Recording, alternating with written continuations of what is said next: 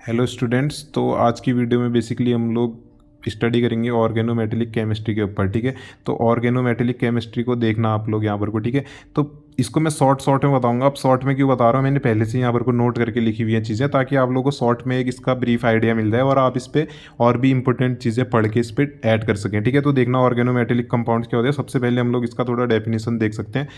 ऐसे सारे कंपाउंड्स हमारे जिसमें क्या होगा, मेटल और कार्बन के बीच में क्या होगा, हमारा डायरेक्टली बॉन्ड प्रेजेंट होगा, उसको क्या बोलेंगे, मेटल हमारा डायरेक्टली अटैच्ड होगा कार्बन एटम के साथ एक बॉन्ड के थ्रू डायरेक्टली अटैच रहेगा, तो हम उसको क्या बोल देंगे, मेटल कार्बन ऑर्गेनोमेटेलिक कंपाउंड्स बोल देंगे। और इन्हीं की स्टडी को किस में करते हैं हम लोग, ऑर्गेनोमेटेलिक केमिस्ट्री में। ठीक है, तो देखना भाई इस पर अब क्या होने वाला है हमारा। कार्बन के अलावा कार्बन की फैमिली के भी अगर एलिमेंट्स प्रेजेंट होंगे और उसके और मेटल के बीच में अगर बॉन्ड होगा तो वो भी हमारे ऑर्गेनोमेटेलिक कंपाउंड्स कहेंगे। ठीक है, उनको भी हम लोग कार्बन की जो हमारी फैमिली होती है, ठीक है, जैसे कार्बन, सिलिकॉन, जर्मेनियम, इस टाइप से। ठीक है, लेकिन मोस्टली ऑर्गेनोमेटेलिक लिखा है तो कार्बन तो आएगा ही, क्योंकि कार्बन हमारा ऑर्गेनिक कंपाउंड से पाया जाता है। देखो अब ये जो कार्बन है हमारा, कार्बन एटम, ये किसी के भी साथ अटैच हो सकता है, किसका भी कार्बन हो सकता है। जैसे हमारे कार्बन हो सकता है एल्कीन का हो सकता है, या एल्किल ग्रुप एल्केन का हो सकता है। ठीक है, alkyne double bond triple bond वाला हो सकता है, या एरोमेटिक हो सकता है। ठीक है, या हेट्रोसाइक्लिक हो सकता है। और मेटल कौन कौन से हो सकते हैं, हमारे जितने भी पीरियोडिक टेबल में हमारे मेटल हैं, मेन ग्रुप के एलिमेंट्स हो सकते हैं, ट्रांजिशन एलिमेंट्स हो सकते हैं। ठीक है, इनर ट्रांजिशन हो सकते हैं। यही चीज़ें लिखनी है आप लोगों को। लेंथेनाइड और एक्टिनाइड के मेटल्स हो सकते हैं, ये वाले सारे एलिमेंट हो सकते हैं मेटल के। ठीक है, अब देखो जो बॉन्ड प्रेजेंट होते हैं हमारा मेटल और कार्बन के बीच, तो देखना भाई इसमें क्या क्या होता है हमारा। मेटल और कार्बन के बीच में जो बॉन्ड प्रेजेंट है, सिग्मा भी हो सकता है और पाई भी हो सकता है। जो ये वाला बॉन्ड बोल रहे हैं, जो यहाँ पर कोई बीच में इनके बॉन्ड प्रेजेंट है, सिग्मा भी हो सकता है और पाई भी हो सकता है, और वो लोकलाइज्ड भी हो सकता है और डीलोकलाइज्ड भी हो सकते हैं। ठीक है, जो इलेक्ट्रॉनों की बात कर रहा होगा। ठीक है, यहाँ पर को बॉन्ड की भी बात कर रहे हैं। ठीक है, तो देखना अब अगली चीज़, थोड़ा मैंने इस पर यहाँ पर को बताना चाह रहा हूँ। जो मेटल और कार्बन के बीच में बॉन्ड है वो तो सिग्मा और पाई हो ही सकता है, और क्या हो सकता है, आयनिक बॉन्ड हो सकता है, और कौन सा हो सकता है, कोवलेंट बॉन्ड हो सकता है। ठीक है, अब देखना भाई अगली चीज़ देखना, इस पर क्या करने जा रहा हूँ मैं।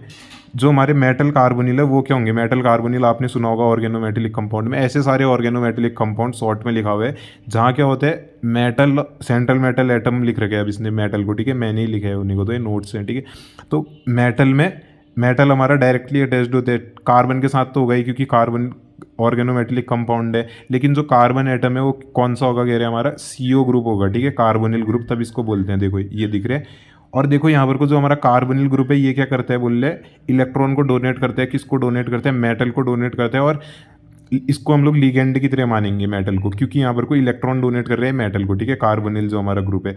अब देखना भाई इस पे टाइप्स ऑफ मेटल कार्बोनिल्स देखना थोड़ा ध्यान से। ठीक है, समझ जाओगे, थोड़ा ध्यान लगाओगे तो। ये बस मैं ब्रीफ में आप लोगों को एक आइडिया दे रहा हूँ। देखो टाइप्स ऑफ मेटल कार्बोनिल, तो हमारा लिगेंड के बेसिस पे मेटल कार्बोनिल्स को कितने टाइप में हमारा बांटा गया वो देखो। ये जो हमारी ऊपर की क्लासिफिकेशन है ना, यहाँ पर को जो क्लासिफिकेशन है लिगेंड्स के बेसिस पे, ये वाली। ठीक है, तो तब ये मैंने यहाँ पर को नीचे पे को लिखा है, ऊपर लिखना भूल गया था मैं। तो देखो टाइप्स ऑफ मेटल कार्बोनिल, देखो मेटल कार्बोनिल को ऐसे दिखाया, मेटल कुछ भी हो सकता है और कार्बोनिल ग्रुप CO वाला। ठीक है, होमोलेप्टिक हो सकते हैं मेटल कार्बोनिल, हेट्रोलेप्टिक हो सकते हैं। ठीक है, तो ऐसे सारे मेटल कार्बोनिल जहाँ पर को क्या होगा, लिगेंड एक ही टाइप का प्रेजेंट होगा, बस ये CO प्रेजेंट है लिगेंड। ठीक है, उसको क्या बोलेंगे हम लोग, होमोलेप्टिक मेटल कार्बोनिल। लेकिन ऐसे सारे हमारे मेटल कार्बोनिल जहाँ पर को क्या हो सकता है हमारा, और लिगेंड भी प्रेजेंट हो सकते हैं मेटल के साथ अटैच्ड। जैसे हाइड्रोजन देख लो यहाँ पर को। ठीक है, हाइड्रोजन भी इलेक्ट्रॉन डोनेट कर रहा होगा। आयरन तो मेटल है, हमको पता है। और कार्बोनिल क्या है, ये तो ऑर्गेनोमेटिक कार्बोनिल कंपाउंड है, ये तो होगा ही होगा। ठीक है, तो देख लो ये यहाँ पर को हाइड्रोजन भी आ गया, CO भी आ गया, लेकिन यहाँ पर को बस CO ही CO है। ठीक है, तो दिख रहे हैं आप लोगों को। ठीक है, तो देखना भाई अब अगली चीज़, classification on the basis of क्या है, मेटल कार्बोनिल। अच्छा, मेटल के बेसिस पे भी जो हमारा क्लासिफिकेशन किया गया है। ठीक है, तो मेटल देखो क्या होता है यहाँ पर को देखना। ठीक है, मेटल क्या क्या हो सकते हैं हमारे, मोनोन्यूक्लियर मेटल कार्बोनिल हो सकते हैं और पॉलीन्यूक्लियर हो सकते हैं। ठीक है, अब इससे क्या मतलब है हमारा, मोनोन्यूक्लियर मतलब कि जो हमारा मेटल एटम है वो बस एक ही मेटल यहाँ पर को प्रेजेंट है, मोनोन्यूक्लियर में मेटल कार्बोनिल। ठीक है, डेफिनेशन नहीं लिखी हुई है, बस शॉर्ट में बता रहा हूँ, इसको आप लोग अपने नोट्स वगैरह से देख सकते हो। ये बस मैं ब्रीफ आइडिया दे रहा हूँ। ठीक है, बस एक ही मेटल प्रेजेंट है हमारा लिगेंड के साथ अटैच्ड। लेकिन होमो पॉलीन्यूक्लियर में क्या है, एक से ज़्यादा मेटल है हमारे, लेकिन क्या है, एक ही टाइप का मेटल है। देखो इसको ध्यान से देखना, मोनोन्यूक्लियर मेटल कार्बोनिल में क्या है, एक ही मेटल प्रेजेंट है और वो भी सेम टाइप का ही होगा, एक ही है तो सेम ही तो होगा। अब होमो पॉलीन्यूक्लियर में देखो एक से ज़्यादा मेटल प्रेजेंट हो सकते हैं, लेकिन एक ही टाइप के। देखो MnEMn प्रेजेंट है, या ये IR वाला। ठीक है, इसका नाम मुझे भी याद नहीं आ रहा है, इरिडियम होता है। ठीक है, शायद से। तो देखना अब हेट्रोपॉलीन्यूक्लियर में क्या होगा, एक से ज़्यादा मेटल प्रेजेंट होंगे, वो भी अलग अलग टाइप के भी हो सकते हैं। ठीक है, तो देखो अब हेट्रो पॉलीन्यूक्लियर का यहाँ पर को अगर जनरल रिप्रेजेंटेशन करना चाहें तो देखो M1 हो सकता है मेटल एक M2 हो सकता है, और ये दोनों बॉन्डेड होंगे और फिर इनके साथ अपने अपने लिगेंड्स जुड़े हुए होंगे, ठीक है। तो ये यहाँ पर को इनका रिप्रेजेंटेशन है। अब देखो भाई, बॉन्डिंग विथ मेटल कार्बोनिल किस किस टाइप की होती है हमारी। बॉन्डिंग विथ मेटल कार्बोनिल हम लोग को देखनी है कैसे कैसे हो सकती है। सिग्मा बॉन्ड तो होता है, ये मैंने बताया, मेटल और कार्बन के बीच में ना। अब कार्बोनिल कह रहे हैं तो MCO होगा, ठीक है, ऑर्गेनोमेटेलिक, ऐसे सारे कंपाउंड। तो देखो सिग्मा बॉन्ड हो सकता है और पाई बॉन्ड हो सकता है। जब हमारा कार्बोनिल कार्बन जो है वो डोनेट करेगा इलेक्ट्रॉन मेटल एटम को, तो हमको सिग्मा बॉन्ड बोलेंगे, ठीक है। देखो ये कार्बोनिल कार्बन सिग्मा बॉन्ड बना रहे हैं यहाँ पर को। तो क्या कर रहा है, कार्बोनिल कार्बन का जो फील्ड ऑर्बिटल है वो क्या कर रहा है, मेटल के हाइब्रिड वैकेंट ऑर्बिटल में इलेक्ट्रॉनों को डोनेट कर दे रहा है, ठीक है। तो यहाँ पर को क्या कर रहे हैं, मेटल इलेक्ट्रॉनों को एक्सेप्ट कर रहा है, तो वो लिवाइस एसिड हो गया क्योंकि वो इलेक्ट्रॉनों को एक्सेप्ट कर रहे हैं, ठीक है। और CO क्या हो जाएगा यहाँ पर को, कार्बोनिल ग्रुप लिवाइस बेस हो जाएगा। क्यों हो जाएगा, क्योंकि वो इलेक्ट्रॉनों को दे रहे हैं, ठीक है। ये लिवाइस एसिड और लिवाइस बेस की क्लासिफिकेशन। अब पाई बॉन्डिंग देखो, पाई बॉन्डिंग ऐसी होती है, ये मोस्ट इंपॉर्टेंट है, इससे क्वेश्चन भी आ सकते हैं, ठीक है। जब मेटल क्या करते हैं, इलेक्ट्रॉन को अपने d ऑर्बिटल से CO ग्रुप के CO जो यहाँ पर को लगा हुआ है उस पर बैक डोनेट कर देता है, ठीक है। यहाँ पर को बैक बॉन्ड बना देते हैं, इसको बैक बॉन्डिंग भी कहते हैं। तो देखो ये पाई बॉन्ड तब कहते हैं जब मेटल क्या कर रहे हैं, अपने इलेक्ट्रॉनों को d ऑर्बिटल से vacant p orbital CO group के यहाँ डोनेट कर दे रहे हैं। देखो ये मेटल का फील्ड d ऑर्बिटल ऐसे करके दिखा रहे हैं, ठीक है। यहाँ से इलेक्ट्रॉनों को डोनेट कर दे रहे हैं कार्बोनिल कार्बन के वैकेंट p ऑर्बिटल्स में, ठीक है। तो अब देखना भाई, अगली चीज़ देखना है यहाँ पर को, जो हमारा बॉन्ड प्रेजेंट होते हैं मेटल और कार्बन के बीच में, वो सिग्मा हो सकता है, पाई हो सकता है, और ये कार्बन और ऑक्सीजन के बीच में भी हो सकता है, ठीक है। ये चीज़ तो मैंने पहले ही बताई है आपको। अब देखो भाई, पाई बॉन्ड के क्या क्या वेरिएशन हो सकते हैं। देखो पाई बॉन्ड के क्या क्या मतलब उस पर क्या क्या किस तरीके से वेरिएशन आ सकते हैं उसको देखना। ये तो बैक बॉन्डिंग हो गया हमारा, ये पाई बॉन्डिंग होगी कार्बन और ऑक्सीजन के बीच में, ठीक है। जब हमारी बैक बॉन्डिंग इंक्रीज होगी, ठीक है, बैक बॉन्डिंग किसको कह रहे हैं हम लोग, जो मेटल और कार्बन के बीच है। मेटल जब इलेक्ट्रॉन डोनेट कर रहा है कार्बन को, उसको बैक बॉन्डिंग कह रहे हैं अपने d ऑर्बिटल से कार्बन के ऑर्बिटल में, ठीक है। तो देखो भाई, जब बैक बॉन्डिंग इंक्रीज होगी तो मेटल और कार्बन के बीच का बॉन्ड तो बढ़ेगा, ठीक है। बॉन्ड की स्ट्रेंथ या बॉन्ड की क्या बोलेंगे हम इसको, ठीक है, इनके बीच की मतलब अट्रैक्शन फोर्स बढ़ेगा मेटल और कार्बन के बीच का। लेकिन क्या होगा, यहाँ पर को घटेगा बोल रहे बॉन्डिंग, CO के बीच में बॉन्डिंग घटेगी, जब क्या होगा, इन दोनों के बीच में बॉन्डिंग बढ़ेगी, ठीक है। तो ऐसे करके समझ सकते हो। देखो अब मैंने यहाँ पर को दो चीज़ों में क्लासीफाई कर रखा है इसको, यहाँ पर को अब मैंने यहाँ पर को दो चीज़ों में क्लासीफाई कर रखा है इसको, बैक बॉन्डिंग की और ये जो वेरिएशन होते हैं हमारे। देखो जो हमारा मेटल और कार्बोनिल कार्बन के बीच में बॉन्ड है, अगर बॉन्ड ऑर्डर इंक्रीज होगा इधर, तो यहाँ बॉन्ड ऑर्डर डिक्रीज होगा कहाँ पर को, कार्बन और ऑक्सीजन के बीच में। ये इन दोनों की मेटल और कार्बन के बीच में और कार्बन और ऑक्सीजन के बीच की बात कर रहे हैं। देखो अगर यहाँ पर को बॉन्ड ऑर्डर इंक्रीज तो यहाँ डिक्रीज, यहाँ पर को अगर बॉन्ड लेंथ डिक्रीज हो रही है, हमारी बॉन्ड लेंथ यहाँ पर को डिक्रीज हो रही है तो यहाँ इंक्रीज हो रही है। यहाँ पर को बॉन्ड एनर्जी इंक्रीज तो यहाँ डिक्रीज, यहाँ पर को स्ट्रेचिंग फ्रीक्वेंसी इंक्रीज तो यहाँ पर को bond frequency stretching frequency decrease, ठीक है। ये इन चीज़ों की बात है। अब देखो वेरिएशन इन बैक बॉन्डिंग कैसे करके आ सकती है हमारी, वेरिएशन इन बैक बॉन्डिंग तो कैसे आ सकती है, ऑक्सीडेशन स्टेट ऑफ मेटल।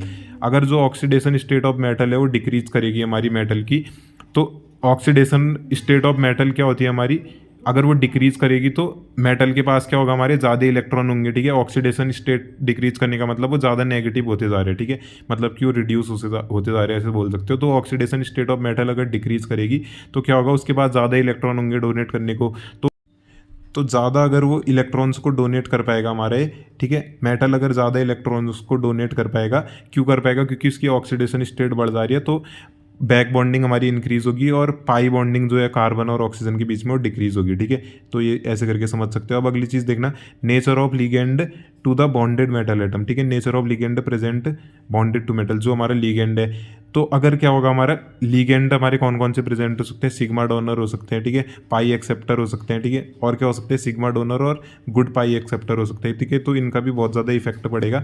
जैसे देखो अगर सिग्मा डोनर और गुड पाई एक्सेप्टर हमारे लिगेंड प्रेजेंट है तो क्या होगा, बैक बॉन्डिंग क्या हो जाएगी हमारी, डिक्रीज हो जाएगी, ठीक है।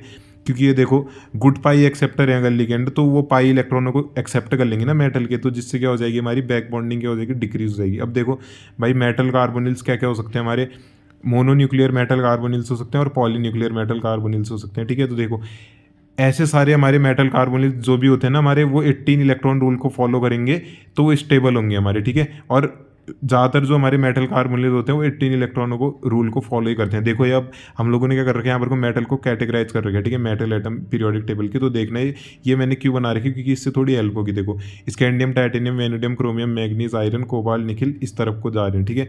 तो देखो यहाँ पर को क्या है, 3 इलेक्ट्रॉन होंगे ये पूरे इस पूरे ग्रुप में, ठीक है।